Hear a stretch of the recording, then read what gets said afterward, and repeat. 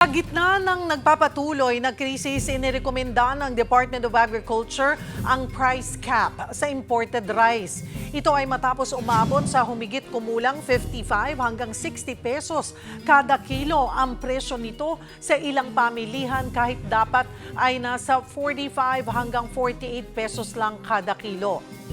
Ayon kay Agriculture Secretary Francisco Tiu Laurel Jr., hindi dapat lalampas sa 50 kada kilo ang presyo ng imported rice, kaya malinaw na may nananamantala.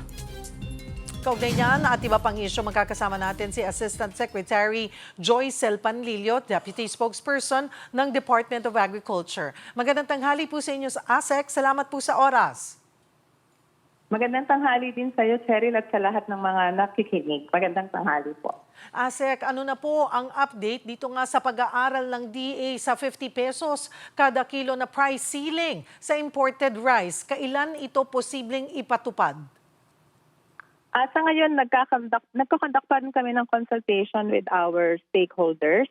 And then, i-recommend po natin din sa Pangulo itong ating pagpapataw ng price cap. At kung maging maayos po ang lahat, inaasahan po natin na by the end of the month ay magiging 50 pesos per kilo po ito. Or kung hindi man po this month ay after the Holy Week po ay ma-implement po ito, assuming na lahat po ay magiging ayon po sa mga nagiging usapan. Paano masisiguro na hindi ho maaapektuhan yung kita ng mga lokal na magsasaka kung may price ceiling sa imported rice?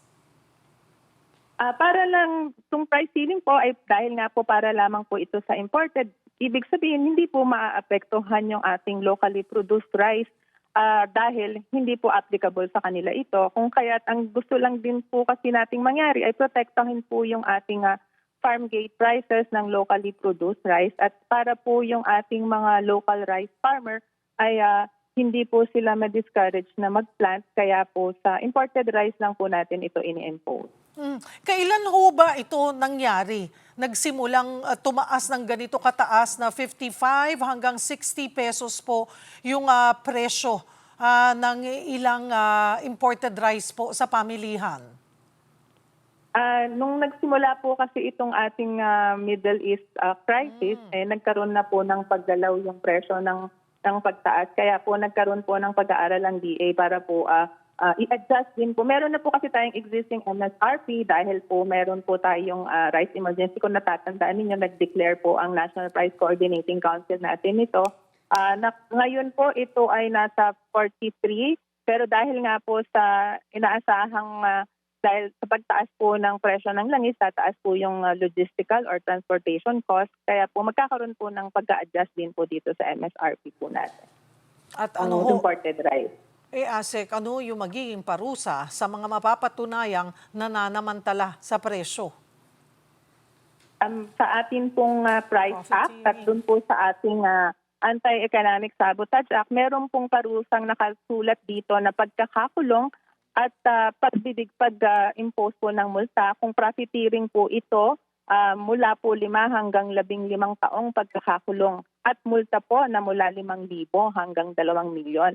Pero kung violation naman po ito ng tinatawag nating price ceiling, ito po ay 1 hanggang 10 taon or multa po mula 5,000 hanggang 1 milyon. Pero kung magkakaroon po ng declaration po of abnormal situation yung ating Anti-Economic Sabotage Council, mas malaki po ang magiging parusa para dito po sa mga nananamantala sa presyo.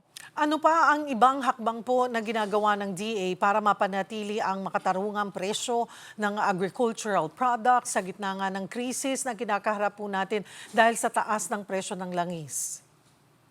Aside po dun sa aming ginagawang regular na monitoring, at mayroon po tayong continuing interventions po para sa ating mga magsasaka at mangingisda. Kamukha po sa ating magsasaka mula production po hanggang marketing ay nagbibigay po ng tulong ang ating gobyerno. Kagaya po ng pagpapalakas ng aming Kadiwa program kung saan diretso po yung ating mga farmers ay meron po silang lugar para pagbentahan po ng kanilang mga ani.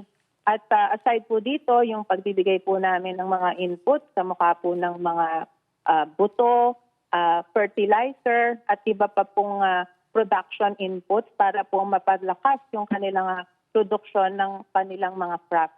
At aside pa po dito ay binibigyan po natin sila ng mga storage systems. Patuloy po yung aming pagbibigay ngayon nito sa ating mga magsasaka para po maging hindi sila na po mismo ang mag-iimbak ng kanilang mga sobrang mga produksyon para hindi na po nila maibenta pa po sa mga traders. Sa ngayon, inaasahan po ng mga magsasaka at mangingisda yung fuel subsidy. Tama ho ba na pagkatapos pa nga ng Holy Week, yung pamamahagi nito? At para po dun sa mga farmers natin, iyon po ay inaasahan natin na after Holy Week ma-release.